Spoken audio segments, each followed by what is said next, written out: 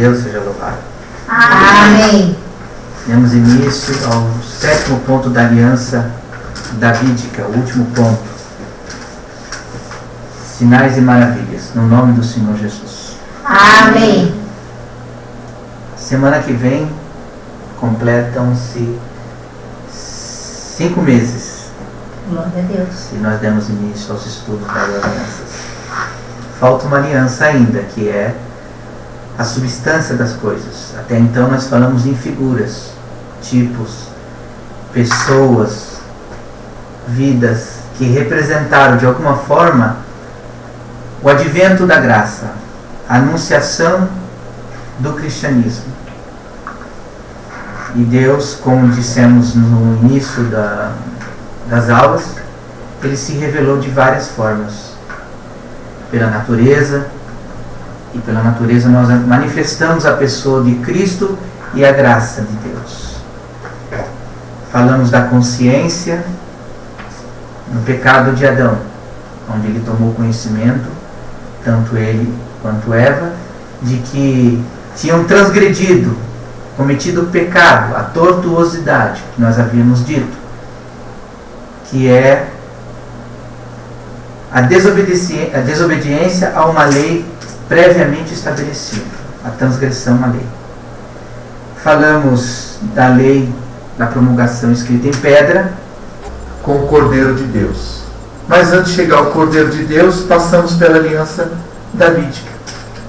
E hoje é o último ponto desta aliança. A parte-chave dos sinais e maravilhas, ou da promessa feita por Deus, começa em Gênesis, mas vamos mostrar primeiramente o que aconteceu em 1 Crônicas 17. Crônicas 17, 17, versículo 12. Posso ler? Sim. Este me edificará casa, e eu confirmarei o seu trono para sempre. Isso é uma promessa. 1 Crônicas 17, 12. 12.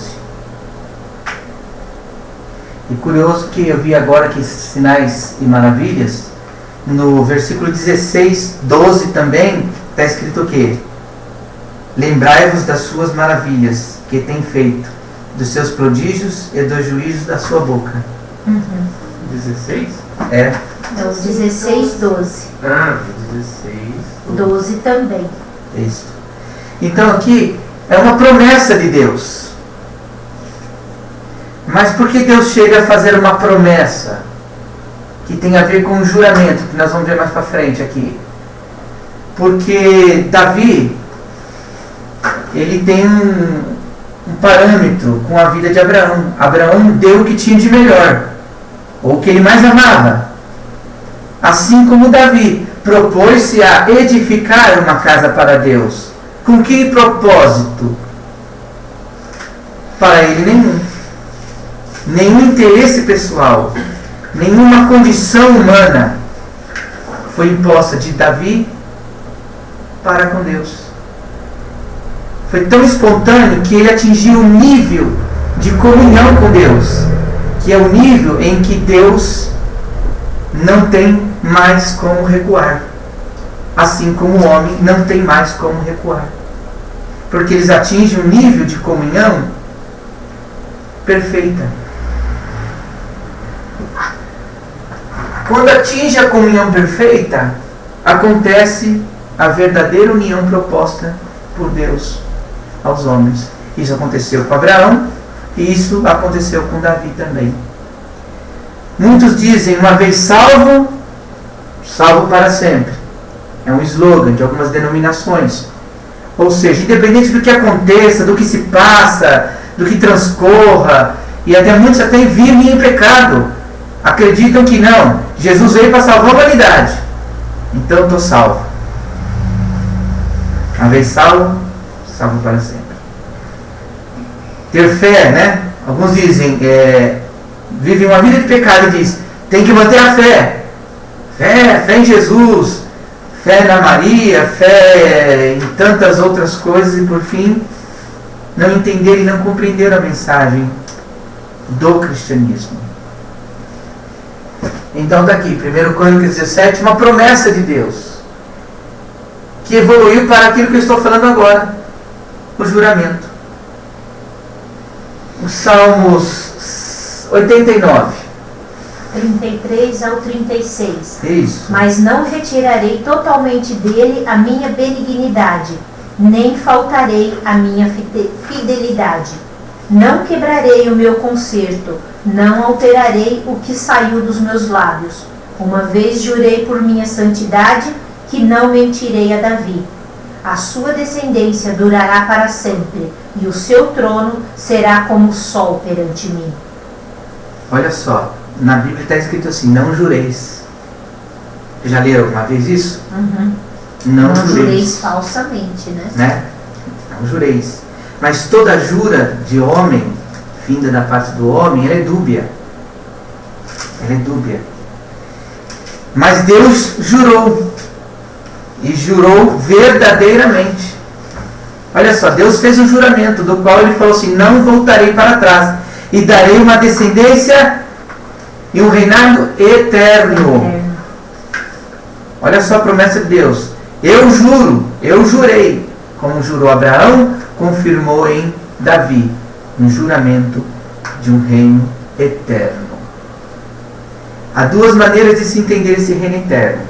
Uma delas é a que eu me proponho dizer, é da qual já está bem conceituada em nós, que é na descendência do tronco de Jessé, ou a raiz de Davi, que nós glorificamos e chamamos leão da tribo de Judá, que é Jesus Cristo. Salmo 132. Do 11 ao 18? É isso. O Senhor jurou a Davi com verdade, e não se desviará dela. Do fruto do teu ventre porei sobre o teu trono. Se os teus filhos guardarem o meu concerto e os meus testemunhos, que eu lhes hei de ensinar, também os seus filhos se assentarão perpetuamente no teu trono. Porque o Senhor elegeu a Sião, desejou-a para a sua habitação, dizendo, este é o meu repouso para sempre, aqui habitarei, pois eu o desejei.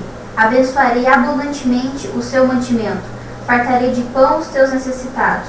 Vestirei de salvação os seus sacerdotes, e os seus santos rejubilarão. Ali farei brotar a força de Davi, prepararei uma lâmpada para o meu ungido.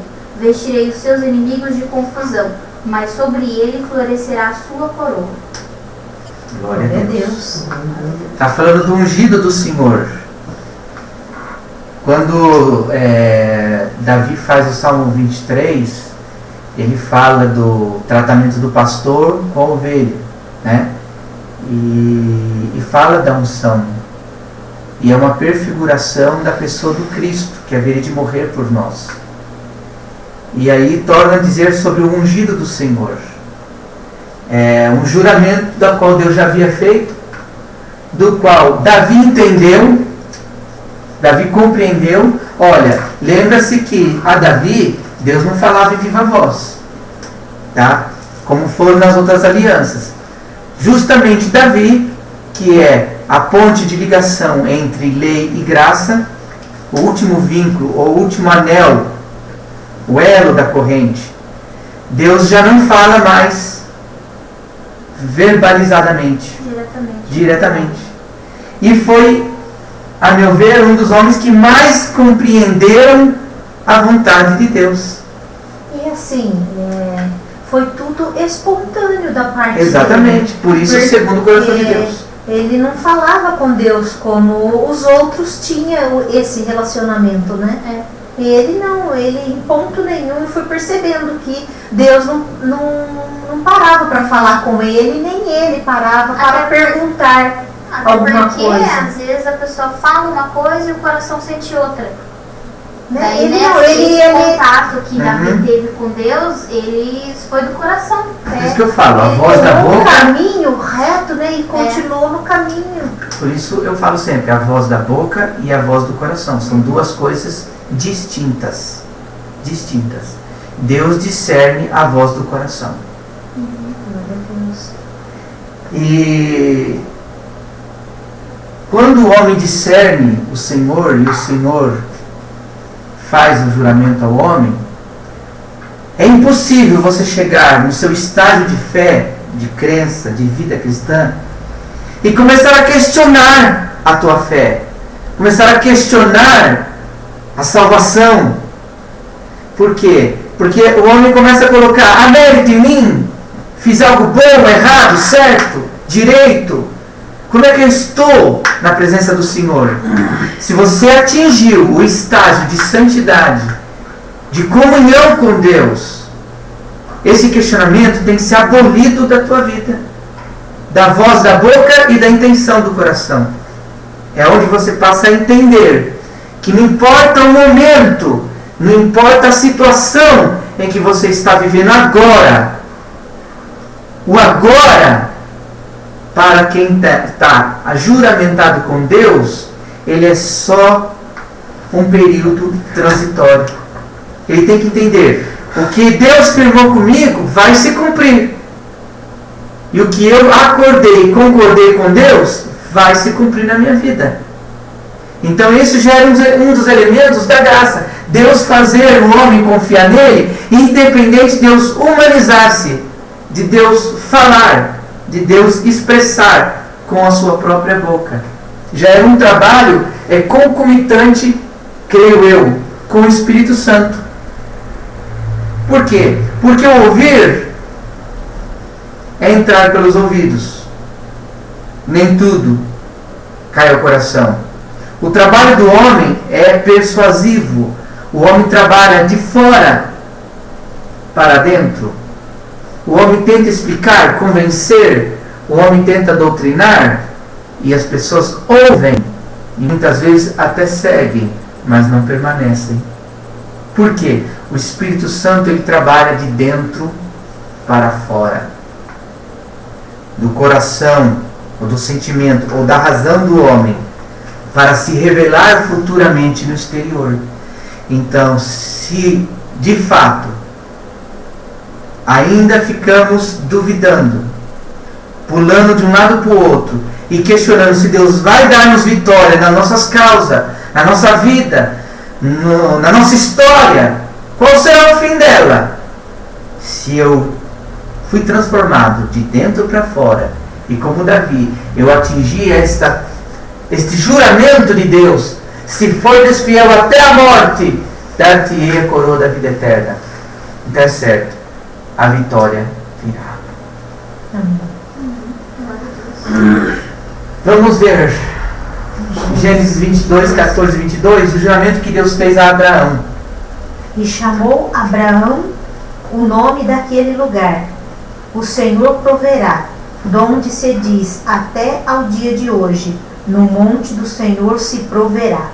Então o anjo do Senhor bradou a Abraão pela segunda vez desde os céus e disse: por mim mesmo jurei, diz o Senhor, porquanto fizeste esta ação e não me negaste o teu filho, o teu único, que deveras te abençoarei, e grandissimamente multiplicarei a tua semente, como as estrelas dos céus, e como a areia que está na praia do mar, e a tua semente possuirá a porta dos seus inimigos.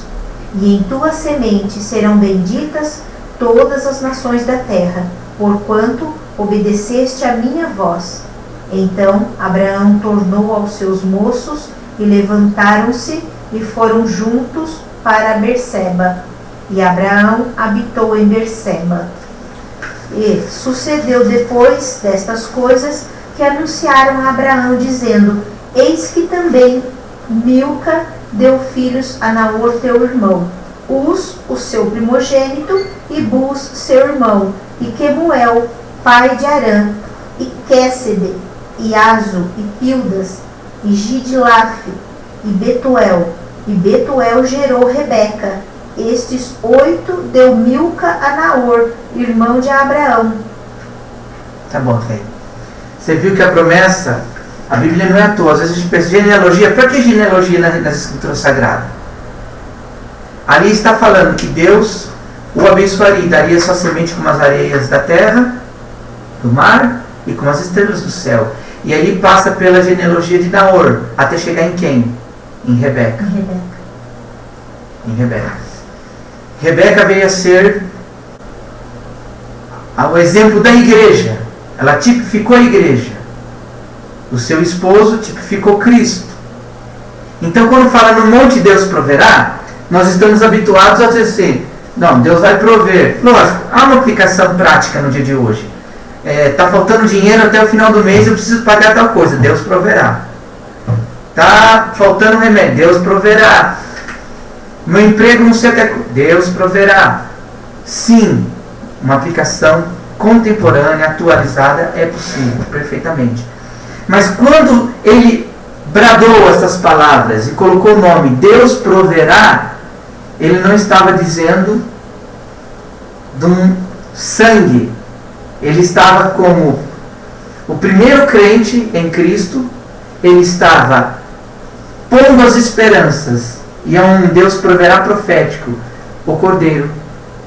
O monte que Deus proverá o Cordeiro, Deus proverá o Cristo de Deus para a remissão dos pecados. Agora, olha que interessante, gente, que coisa séria, Deus fala, eu juro. Já pensou Deus fala, eu juro para você? Ele nem precisa falar a palavra juro, né? Porque Deus... Entende? Mas eu juro. Mas ele, sabedor de como é o ser humano, né? Olha o compromisso com Deus. Olha a aliança com Deus. Deus dizendo, eu juro. E Deus não está dizendo isso só para você. Deus está dizendo isso para um séquito de anjos na glória. Deus está dizendo isso aos ouvidos de arcanjos, querubins, serafins.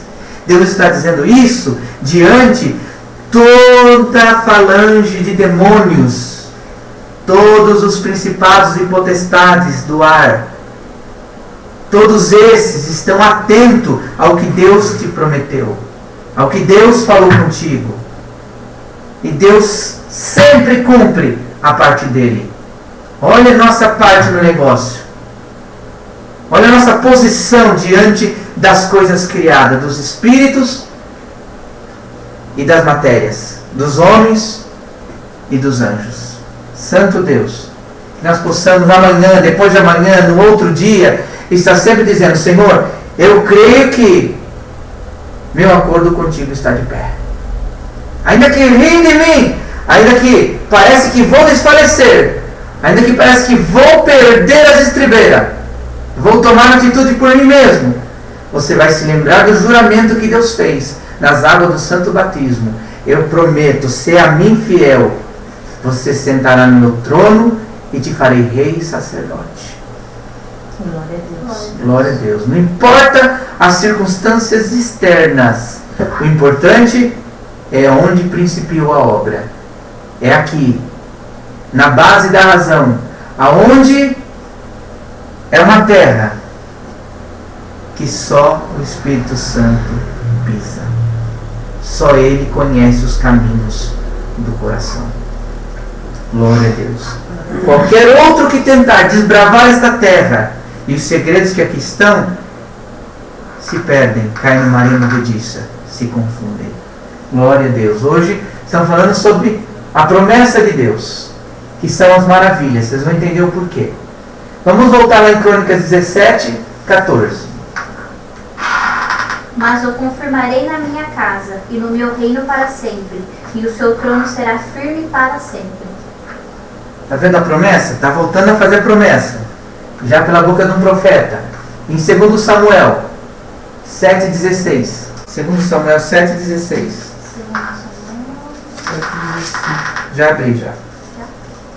Porém, a tua casa e o teu reino serão firmados para sempre diante de ti. Um trono será firme para sempre. Conforme a todas essas palavras e conforme a toda esta visão. Assim falou Natã a Davi. Lembra que eu disse que Deus já não falava mais diretamente? Embora em outros tempos Deus usou de profetas, aqui só usava os profetas para falar ao homem de Deus.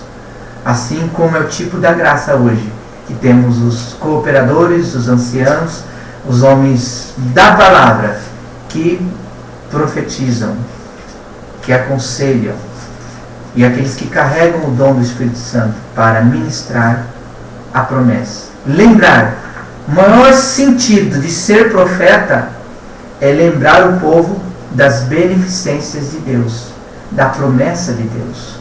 O maior sentido profético não está em Deus prometer carro, fazenda, riquezas e saúde. O profeta ele está intrinsecamente ligado a uma coisa: despertar o povo para permanecer na comunhão com Deus. Então está mostrando aqui o cumprimento, que Deus vai cumprir, que Deus vai levantar, que Deus vai fazer. Então vamos dar um exemplo aqui de um profeta que anunciou. Isaías começou o seu ministério profético no último ano do reinado do rei Uzias. Foi no ano 740, em que o rei Uzias faleceu. Ele estava bem familiarizado com o contexto histórico da sua cidade. Na Bíblia Sagrada e até nos achados, pouca coisa se fala da infância de Isaías, sua forma de viver, enfim. Mas que ele era, evidentemente, contextualizado, ele estava ciente do que se passava no governo de Uzias e no reino de Jeroboão, porque Uzias ele substituiu a Jeroboão. Então ele estava consciente de toda a malignidade, de todo o abandono dos apóstatas da fé. Que tanto Jeroboão I quanto II foram homens que desviaram o povo, levaram o povo para o mau caminho, para os deuses falsos.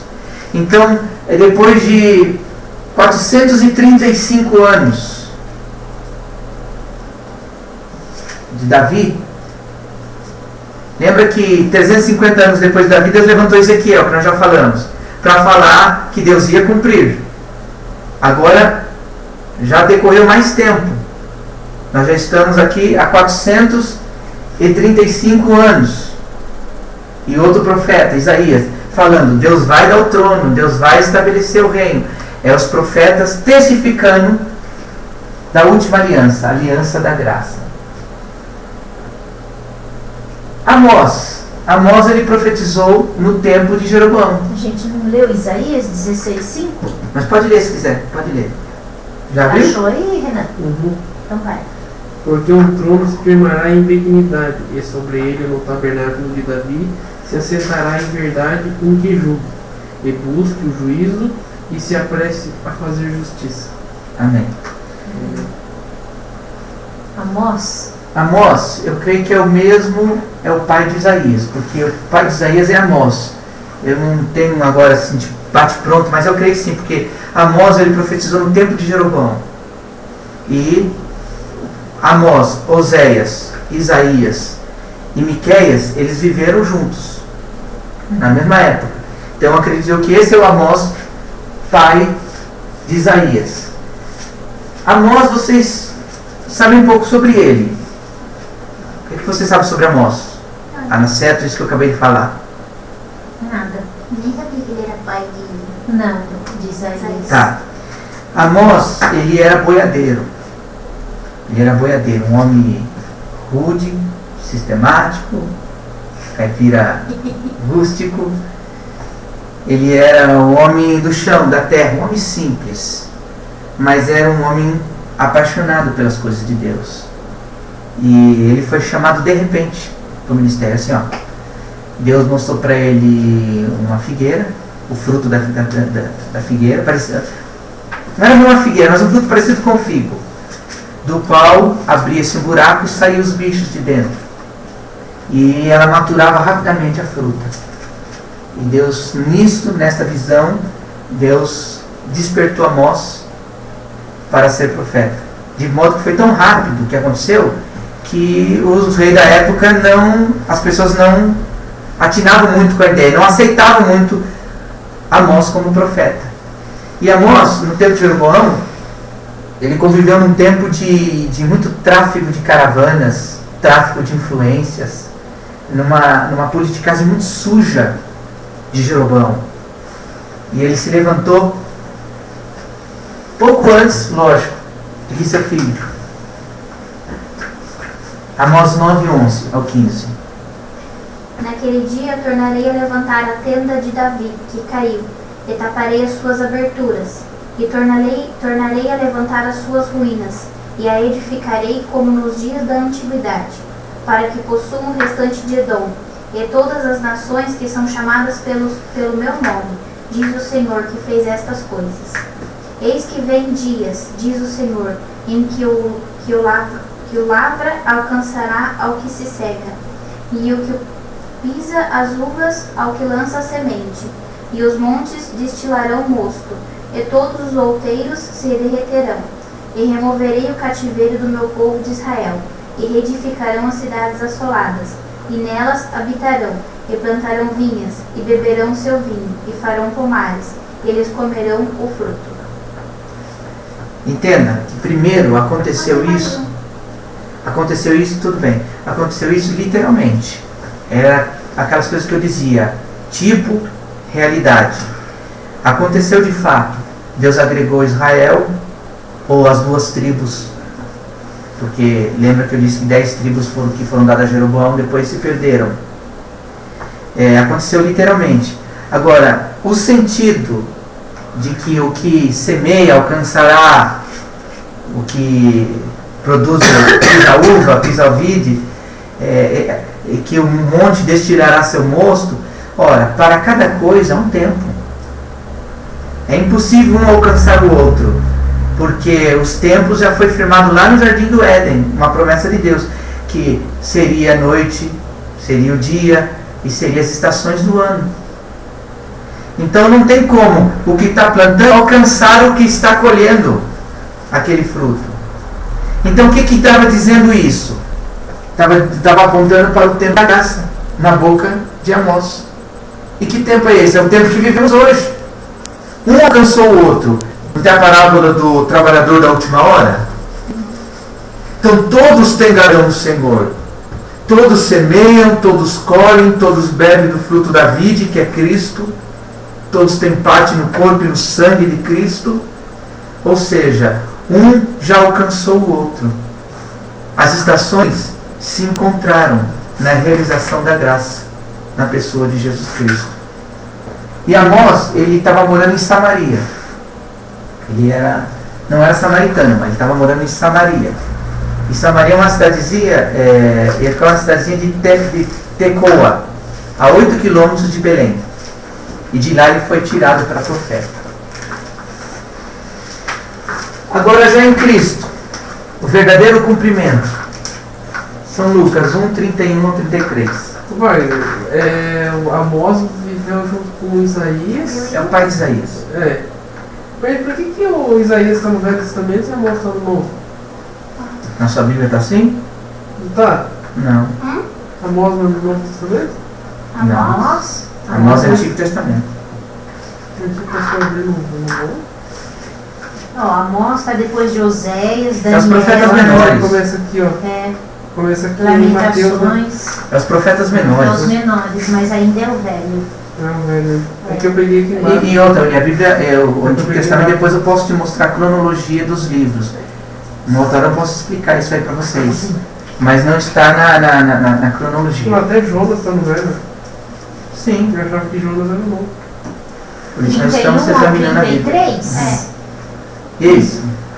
E eis que em teu ventre conceberás, e darás à luz um filho, e por-lhe-ás o nome de Jesus. Este será grande, e será chamado Filho do Altíssimo. E o Senhor Deus lhe dará o trono de Davi, seu pai, e reinará eternamente na casa de Jacó, e o seu reino não terá fim. Aqui está o cumprimento. O Cristo, Filho de Deus. De tudo que nós falamos até agora, era para chegar na pessoa, neste homem, que veio como Jesus e morreu como Cristo. Ele é a confirmação e a consolidação de todas as coisas. Se fez ouvir e se fez entender. Lucas escreve Atos dos Apóstolos e ele dá um testemunho de Cristo. Atos dos Apóstolos foi Lucas. Lucas. E o que ressuscitaria dos mortos para nunca mais tornar a corrupção, disse-o assim: as santas e fiéis bençãos de Davi vos darei. Certo. Lembra que nós passamos que na aliança abraâmica foi declarada a benção. A benção. E ele entendeu qual era a benção dele. Não era ter benefícios terrenos, mas ter em Deus a sua benção.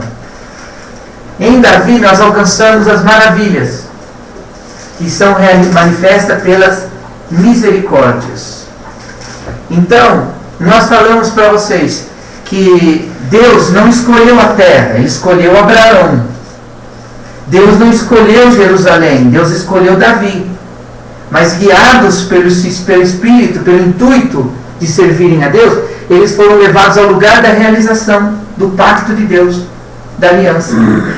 Então, se no crente Abraão nós alcançamos a benção, da mesma forma, Deus prometeu a Abraão cidade, reino e descendência. A Davi Deus prometeu que edificaria na cidade, no reino, a sua descendência. Se nós cremos em Abraão, alcançamos benção. Se nós cremos na promessa feita a Davi, nós encontramos a misericórdia. De modo que, tanto num quanto no outro, nós complementamos o sentido da graça. Gálatas 3, 6, 14. 3, 6 ao 14. Assim como Abraão creu em Deus, e isso lhe foi imputado como justiça. Sabei, pois, que os que são da fé são filhos de Abraão.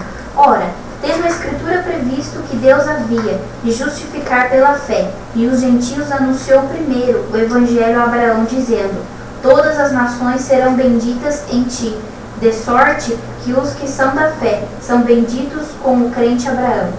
Todos aqueles, pois, que são das obras da lei, estão debaixo da maldição, porque está escrito: maldito todo aquele que não permanecer em todas as coisas que estão escritas no livro da lei, para fazê-las. E é evidente que pela lei ninguém será justificado diante de Deus, porque o justo viverá da fé.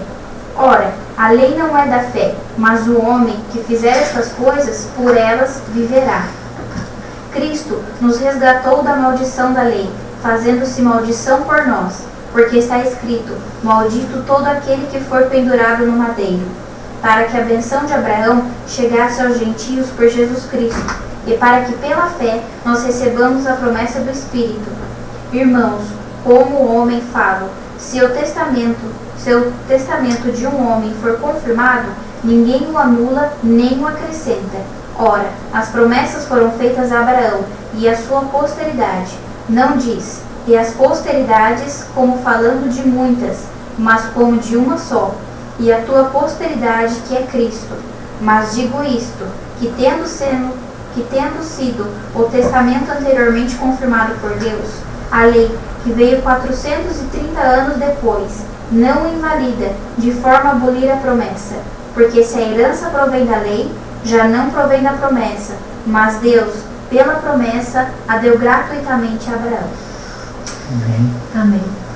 Vocês entenderam os sentidos? Aí está falando sobre o testamento. E nenhum testamento é válido se não morreu o testador. Então, em outro ponto ele fala da cédula do pecado. Ele é o atestador. Ele morreu para que nós tivéssemos a herança. Não onde? No duro madeiro da cruz, que é uma simbologia. Então eu quis que vocês lessem essa parte para entender que Paulo já ensinava e já tinha entendido essa realidade espiritual. Esse advento que para eles era novo. Homens que viviam debaixo da lei, homens que transgrediam um tio, era como se tivesse transgredido do tio ao J. E está escrito que nada se omitiria da lei, né? Nenhum tio, nenhum J, até que tudo fosse cumprido. Tio e J porque são a menor e a maior letra que existia naquele tempo. E a misericórdia. Isaías 55, do 1 ao 4. Ó vós, todos os que tendes sede, vinde às águas, e os que não tendes dinheiro, vinde, comprai e comei. Sim, vinde e comprai sem dinheiro e sem preço vinho e leite. Porque gastais o dinheiro naquilo que não é pão, e o produto do vosso trabalho naquilo que não pode satisfazer? Ouve-me atentamente, e comei o que é bom, e a vossa alma se deleite com a gordura. Inclinai os vossos ouvidos e vinde a mim. Ouve, e a vossa alma viverá, porque convosco farei um concerto perpétuo, dando-vos as firmes beneficências de Davi. Eis que eu o dei como testemunha aos povos, como príncipe e governador dos povos. Glória a Deus. Coisa linda, né? Glória a Deus. E Jeremias confirma. Pode ler. Assim diz o Senhor: se puderdes invalidar o meu concerto do dia e o meu concerto da noite, de tal modo que não haja dia e noite a seu tempo, também se poderá invalidar o meu concerto com Davi, meu servo, para que não tenha filho que reine no seu trono, como também com os levitas sacerdotes, meus ministros. Como não se pode contar o exército dos céus, nem medir-se a areia do mar, assim multiplicarei a descendência de Davi, meu servo, e os levitas que ministram diante de mim. Glória a Deus. Entenda uma coisa. E ata os teus dedos e escreva na tábua de carne do coração. Deus, em todo o tempo que abriu a boca dos seus profetas, ou tomou os seus escolhidos na terra, Ele os escolheu meticulosamente. Ele os escolheu de forma especial. Não há como negar. Foram homens especiais em sua essência. E sabemos que uma verdade confirma 1000 verdades. 2 mentiras não se confirmam. Dizei a verdade hoje, e daqui 10 anos, a verdade confirmará o que você disse hoje. Minta agora. Amanhã, ao contar, elas não se confirmarão. E coisa maravilhosa, Deus dizer: enquanto houver dia, enquanto houver noite, e se alguém puder demover dos seus lugares, remover noite e remover dia, de tal modo que não haja mais, então eu invalidarei o concerto que fiz com o servo Davi. Mas quem pode usurpar o trono de Deus, demover Deus do seu trono, tirar Deus do seu lugar de reinado, convencer Deus que os seus métodos são fálicos, convencê-lo de que ele não tem idoneidade suficiente para se manter na eternidade como o absoluto regedor das nações, das partículas, dos espíritos, e que depois de séculos de existência, uma comissão espiritual conseguiu chegar a um consenso em que Deus é falho, em que Deus na sua história deixou brecha, deixou erro, em que seu plano está fadado ao fracasso. Glória ao nome do Senhor. Não há espírito, não há ser, não há homem, não há anjo, e nem querubim. Foi por isso que o querubim protetor, que diz, Ezequiel 28, chegou diante de Deus, querendo ser Deus, se assentar no trono como Deus. As razões pelas quais podemos não entender, mas ele se achou capaz, digno de reger o mundo, reger as nações, reger a existência, manter o fiel da balança que pesa as medidas, pesos e medidas para todas as coisas, no lugar de Deus. E o que aconteceu? Ele encontrou a própria destruição. Então hoje, que fique registrado para nós, enquanto houver sol brilhando, enquanto houver lua estrela, enquanto houver tempos e tempos, a promessa que Deus fez a nós nós vamos ver cumprida. Amém. Não desceremos o pó, não desceremos a sepultura, enquanto o juramento de Deus não se consolidar nas nossas vidas. Então, tudo que nós falamos até agora foram figuras, foram tipos, foram modelos, foram exemplos, foram maquetes, foram todas as formas de figuras de linguagem, umas verbais, outras gestuais, todas elas dizendo que o plano de Deus estava evoluindo, que o plano de Deus estava se atingindo o seu objetivo, a sua causa. E eu separei um vídeo para apresentar que fala de um dos principais símbolos do Antigo Testamento. Não digo o principal, mas um dos principais símbolos, que foi o tabernáculo do deserto. Mas antes de eu passar o vídeo, é importante dizer que os símbolos, eles são de vital importância em todas as nações, em todas as línguas, em todos os tempos. Desde a primeira escrita, da pintura rupestre, dos desenhos nas cavernas, os símbolos sempre quiseram mostrar alguma coisa. Nós, hoje, como cristãos, não temos por tradição, o cristão, de manter símbolos. Nós estamos crucificados com Cristo no coração. Mas veja assim, a cruz, ela é renegada por nós da forma que muitos a têm.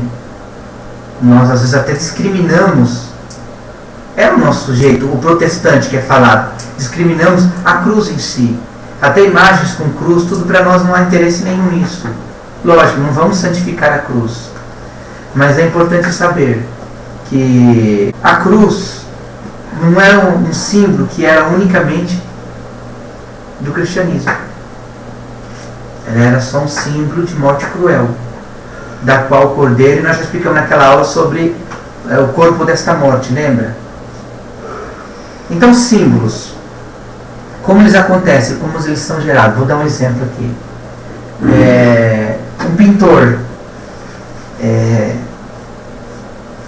renascentista, dos irmãos rafaelista, chamado Roman Hunt, ele, no século XIX, mais precisamente do ano 1870 a 1873, ele ficou alojado em Jerusalém. E os rafaelistas eram tidos como os artistas melancólicos, não eram levados muito a sério. Mas esse Roman Hunt, ele era um perscrutador, ele era uma pessoa que buscava a verdade, e ele queria ser sincero nas suas obras. Então, por isso que ele se instalou por 3 anos. E de um telhado de uma casa, ele pintou um quadro que ficou muito famoso, que é chamado A Sombra da Morte. Nesse quadro, A Sombra da Morte, está uma carpintaria, está o suposto Cristo na pintura dele, né? Que na verdade, que eu já falei, é a imagem de César Borgia. Ele está levantando as mãos para o céu, de modo que o sol vem bater nele. Atrás estão as ferramentas de trabalho, que lembram os pregos do madeiro da cruz, que lembram o chicote, e, enfim, as ferramentas de atrocidade. E ele então levantado com as mãos para cima, apoiando as mãos sobre o alto, como alguém que ele está olhando em um estado de êxtase, num estado de grande comoção, ou as duas coisas juntas, ele está olhando para o céu. Então a sombra que projeta na parede, atrás, dá perfeitamente uma barra horizontal e o corpo dele esticado na sombra. Ao lado, no quadro, está uma senhora curvada sobre um baú, que subentende-se que era os presentes dos magos. E esse quadro ficou muito famoso, ficou muito conhecido. Ou seja, ele trouxe o símbolo da cruz. Ainda que a história é imaginária, porque ainda que saibamos que Cristo era carpinteiro, ajudava seu pai, ninguém tem um retrato, é uma criação dele. Os símbolos Vocês lembram daquele símbolo da foice, do martelo? Em 1917 foi o símbolo do machismo. E esse símbolo não significava muito para muita gente. Ele era só existia num quadro pintado na Bélgica, que tinha a ver com trabalho e prosperidade.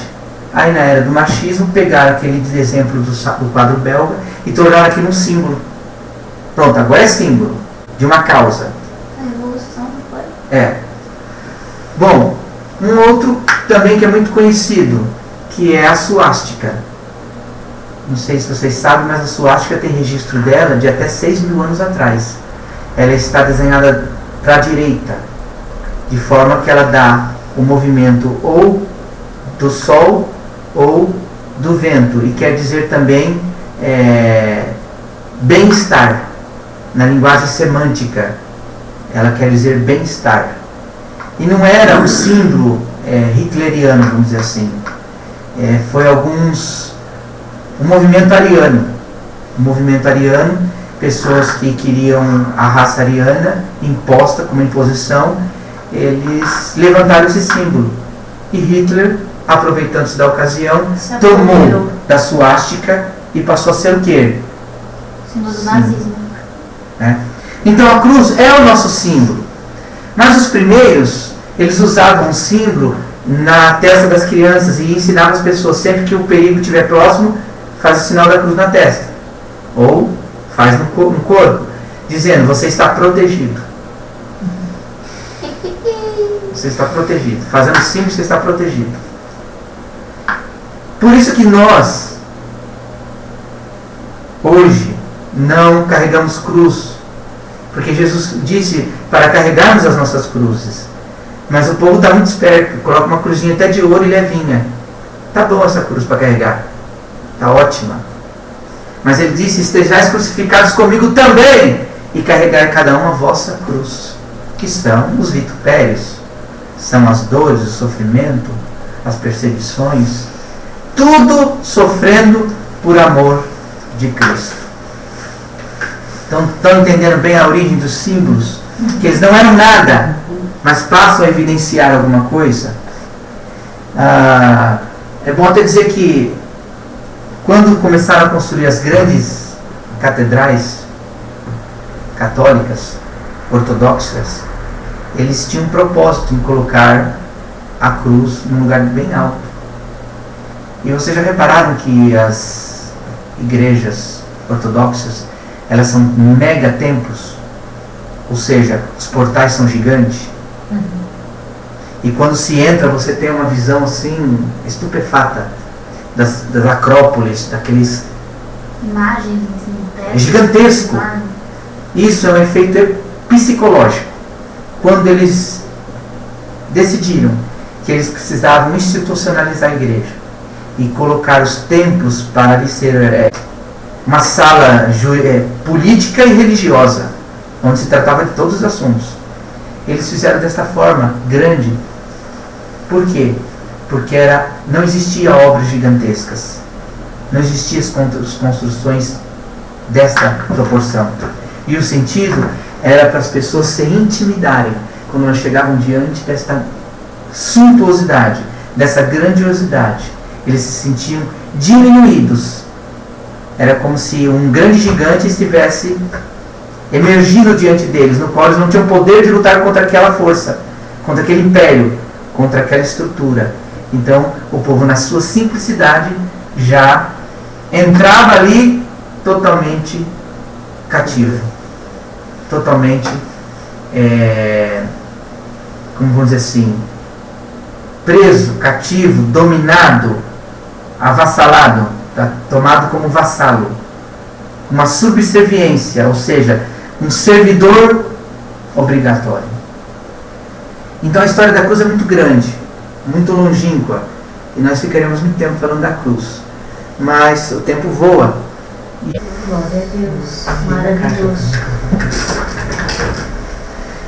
Falando em símbolos, coisa linda, não? Falando em símbolos, a flor de lótus, ela foi usada pelos chineses, foi usada pelos hindus, pelos antigos egípcios, cada um com seu propósito, até ela ser incorporada aos discípulos de Siddhartha, o Buda. E 2 símbolos foram atribuídos ao budismo. Temos a flor de lótus e muitos poucos sabem, a figueira também.